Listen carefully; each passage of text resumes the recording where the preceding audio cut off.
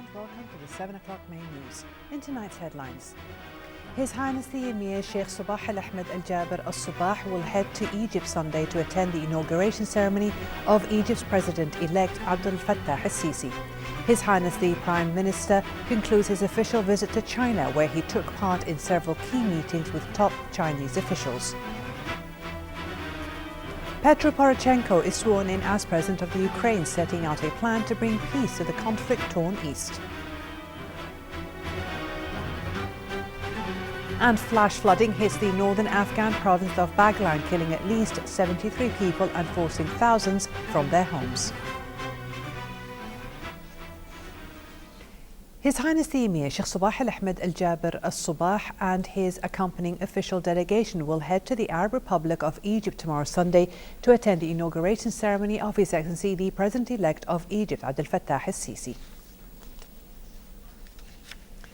His Highness Sheikh Jaber Al-Mbarak Al-Hamad Al-Sabah, the Prime Minister, is heading home from Beijing following his official visit to China, which came at the invitation of the Chinese Prime Minister Li Keqiang.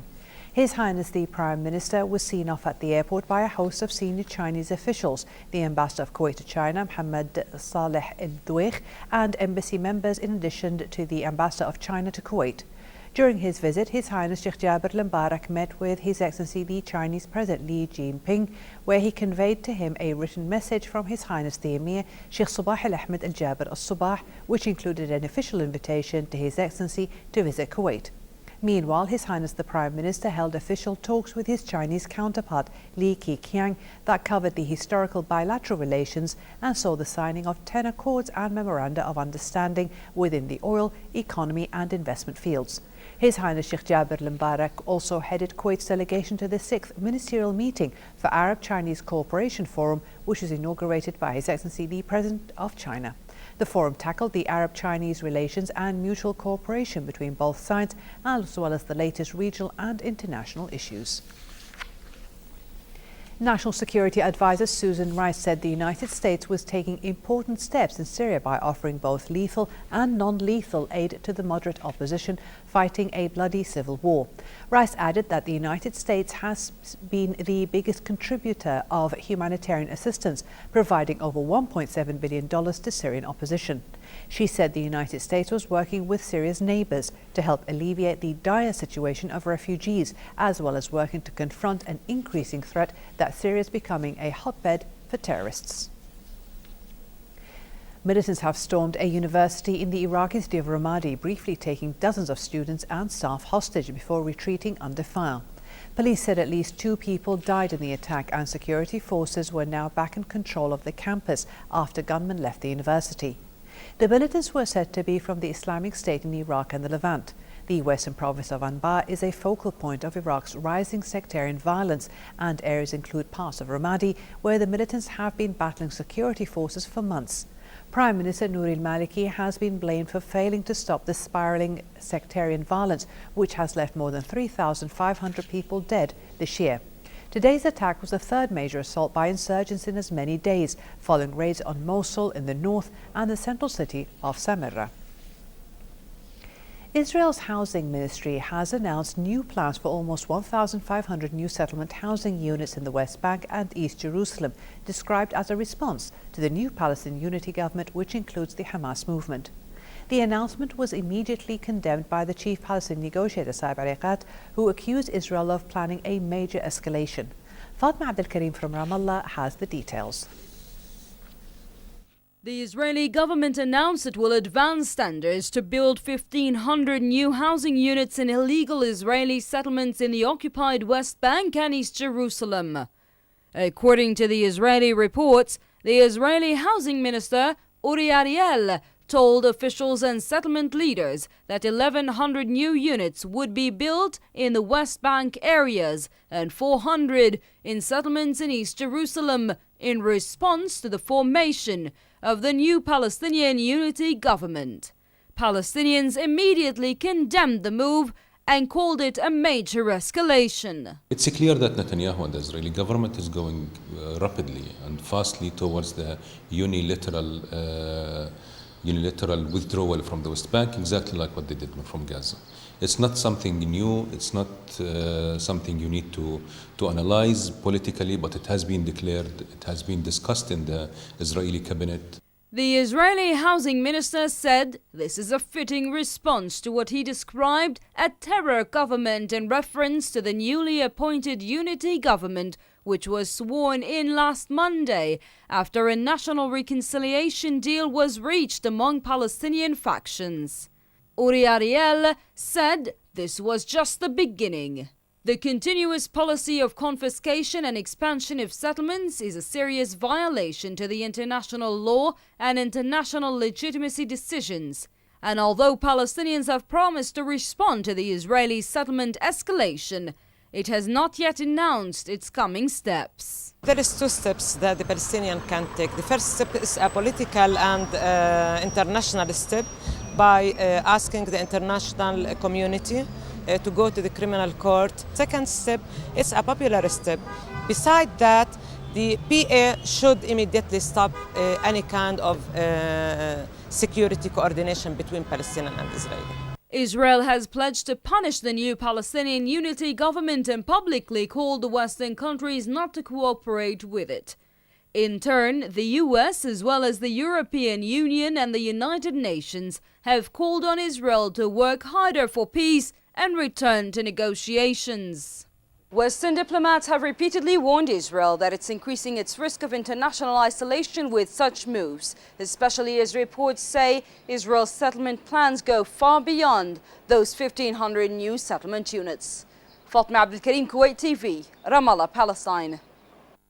Supporters and opponents of retired Libyan Army General Khalifa Haftar clashed in Tripoli late yesterday during demonstrations in the capital held by both sides. Reporters said a number of people were injured in the clashes, with no casualties being reported. Supporters of Haftar reportedly threw rocks and other projectiles at the opponents. Haftar launched a military offensive in the country's east against militants last month, saying he wanted to crush them in order to establish stability in Libya. The current government in Libya has slammed Haftar's offensives as a coup attempt. The former rebels refused to lay down arms despite efforts by the central government to impose law and order. Petro Poroshenko was sworn in as president of the Ukraine today, setting out a plan to bring peace to the conflict-torn east of the country. The billionaire tycoon, who won the 25th of May election, offered political concessions to people in the east and promised to meet anyone challenging Ukraine's territorial integrity with military might. Our reporter Badriya Saleh shares more in the following report. Petro Poroshenko was formally sworn in today as Ukraine's president, pledging to unite a deeply divided nation while putting down pro-Russian separatists in the country's eastern region. Poroshenko was inaugurated in the presence of dozens of foreign dignitaries, including U.S. Vice President Joe Biden, in parliament in the capital of Kiev. The billionaire confectionery magnate, who in recent years held top government positions, faces the daunting task of re-engaging with Moscow while tackling what Kiev and the West describe as a Russian-backed separatist insurgency in the country's industrialized eastern heartland. Elected May 25th following the February revolution that toppled Moscow's backed former President Viktor Yanukovych, Poroshenko takes office as Kiev finds itself at the center of the most intense geopolitical joust between Moscow and the West in decades. Kiev's new pro-Western president Poroshenko says he will seek to revive the recession-hit economy by integrating Ukraine with the EU through far-reaching association and free trade agreements.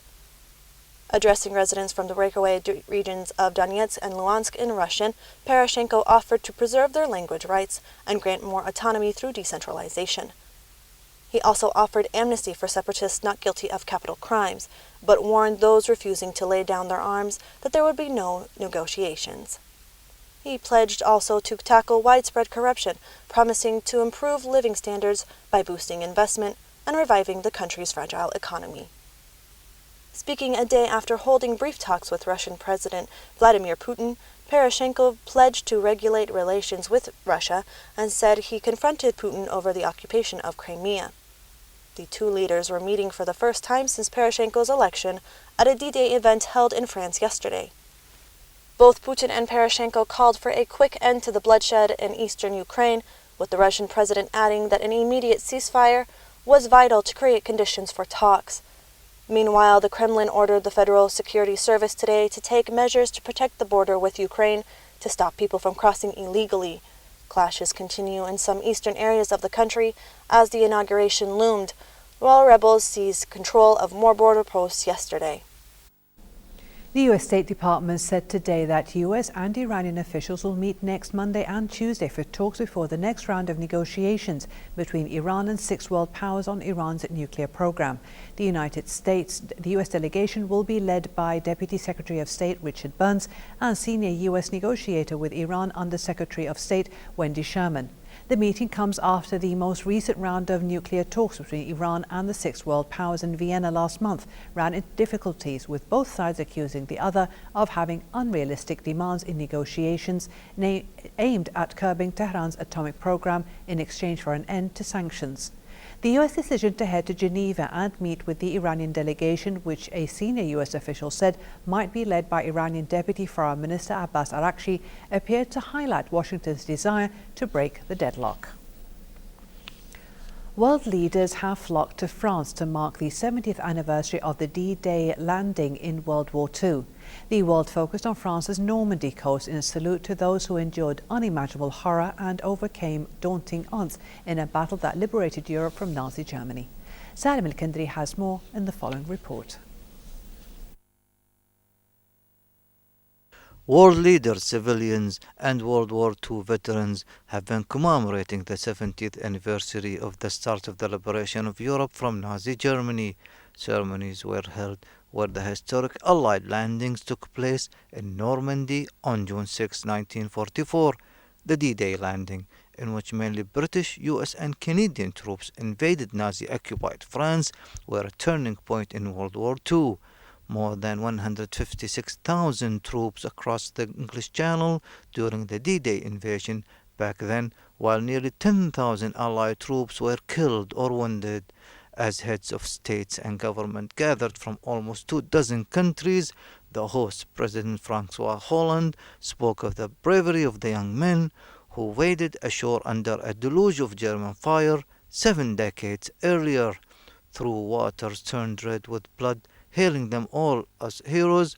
Hollande said that we have a duty to preserve the legacy bequeathed to us, to move the peoples of Europe forward, to reinforce the role of the United Nations, and to defend human rights everywhere.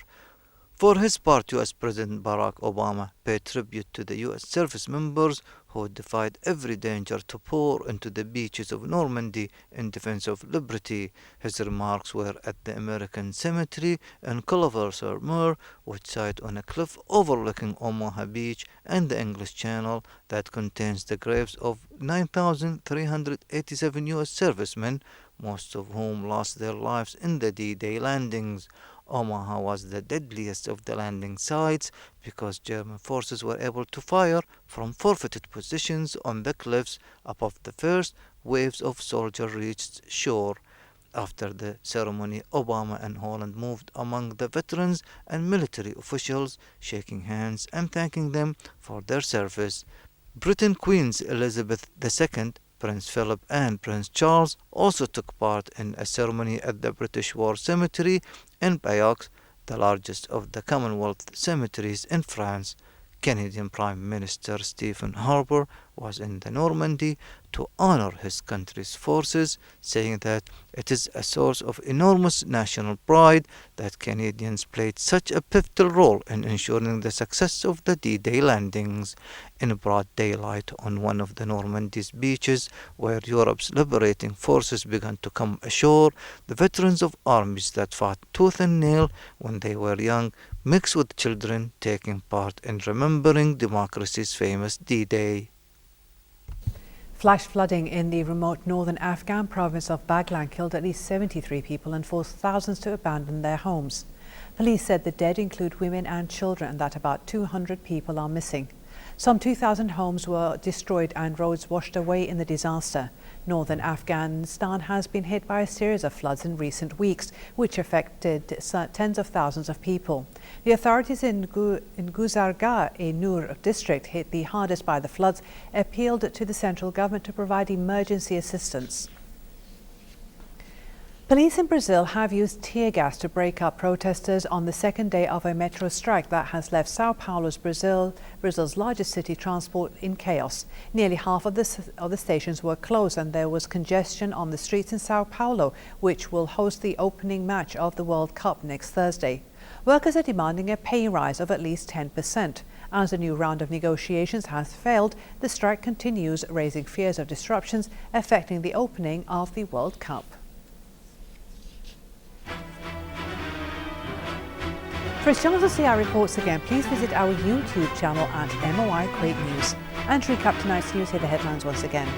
His Highness the Emir Sheikh Sabah Al Ahmed Al Jaber Al Sabah will head to Egypt Sunday to attend the inauguration ceremony of Egypt's President-elect Abdel Fattah al-Sisi.